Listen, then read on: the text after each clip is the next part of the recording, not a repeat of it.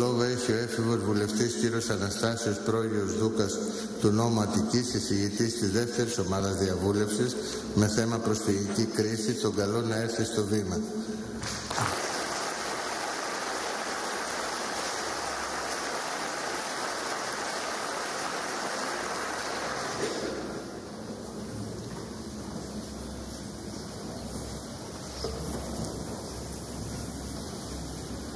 Κύριε Πρόεδρε της Βουλής, αγαπητοί συνάδελφοι έφηβοι βουλευτές, συντονιστές και επισκέπτες, καλημέρα.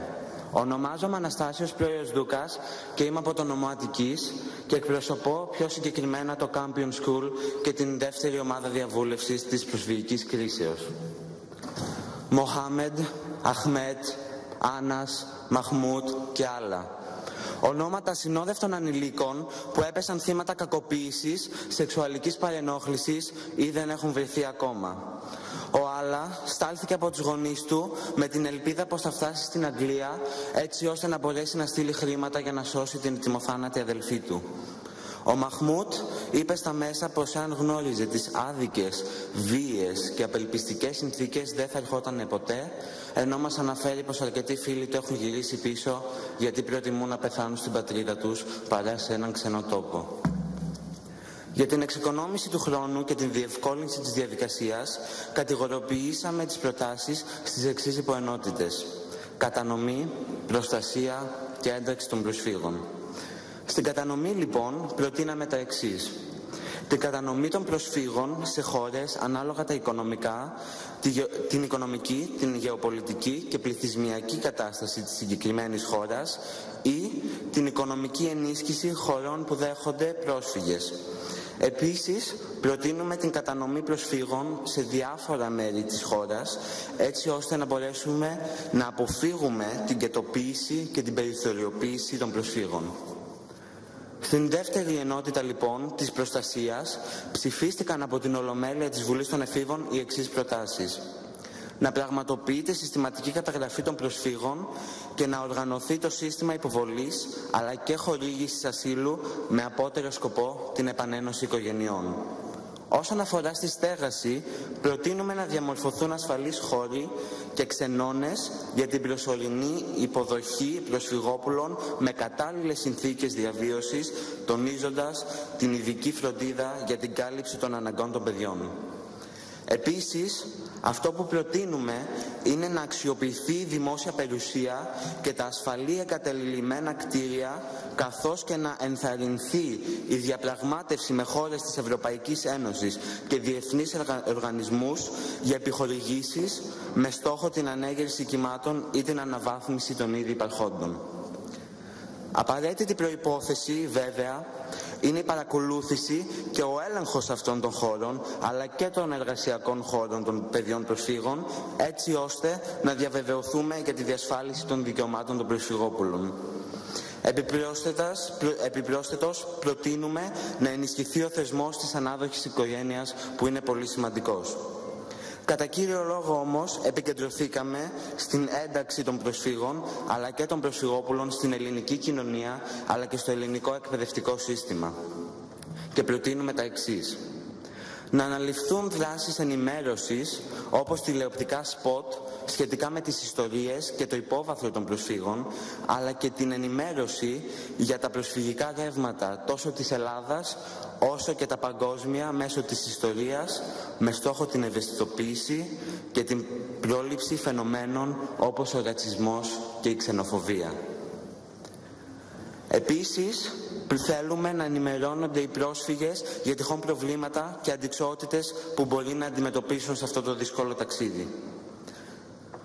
Προτείνουμε λοιπόν να είναι δυνατή η εγγραφή των προσφύγων στο ελληνικό εκπαιδευτικό σύστημα χωρίς όλα τα απαιτούμενα δικαιολογητικά, ενώ παράλληλα προτείνουμε την ταχύρυθμη εκμάθηση ελληνικών αλλά και αγγλικών και της ελληνικής παράδοσης. Συγχρόνως θα προσφέρουμε τα αραβικά ως γλώσσα επιλογής στην πρωτοβάθμια αλλά και στην δευτεροβάθμια εκπαίδευση. Σημαντικό επίσης πιστεύουμε είναι να διδάσκεται η μητρική γλώσσα των προσφύγων, η ιστορία τους αλλά και ο πολιτισμός τους, με την πρόσληψη δασκάλων που μιλάνε την γλώσσα τους, ή προσφύγων, ενήλικων προσφύγων που έχουν την απαιτούμενη μόρφωση. Επιπρόσθετα, να αξιοποιηθούν εναλλακτικοί τρόποι διδασκαλίας, αλλά και άνεργοι δάσκαλοι που θα μπορούν να διδάξουν τα προσφυγόπουλα μετά από ειδική εκπαίδευση.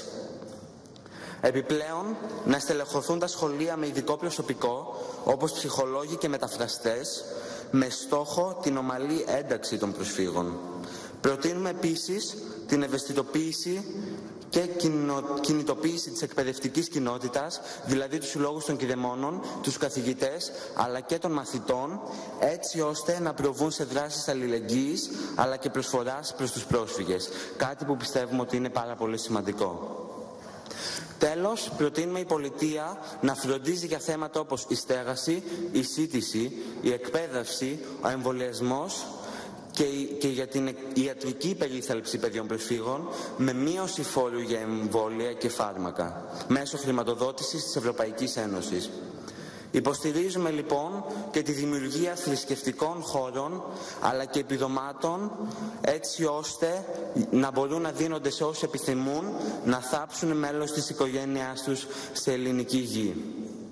Τονίζουμε τη σημαντικότητα της προώθησης του εθελοντισμού αλλά και της συλλογής και διανομής ειδών πρώτης ανάγκης, τροφίμων, ειδικών ρουχισμών, είτε αυτό είναι από ιδιώτες είτε από ειδικά διαμορφωμένες δομές.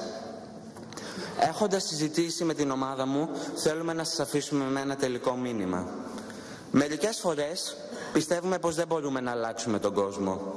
Αλλά βοηθώντας έναν συνάνθρωπό μας και κάνοντας τη ζωή του έστω και λίγο καλύτερη, μπορούμε να αλλάξουμε τον δικό του κόσμο. Οι πρόσφυγες χρειάζονται τον χρόνο μας. Ας τους βοηθήσουμε λοιπόν να γίνουν οι καπετάνοι της ζωής τους. Ας γυρίσουμε το τιμόνι και ας πλεύσουμε προς μια νέα πορεία. Μια πορεία αισιόδοξη και πιο ανθρώπινη. Ευχαριστώ για την προσοχή σας.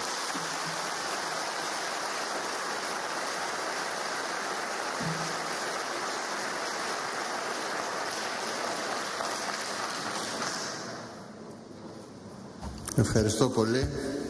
Σας ακούσαμε με πολύ μεγάλο ενδιαφέρον και ο χρόνος στηρίχθηκε, αλλά είπατε και πολύ σωστά πράγματα και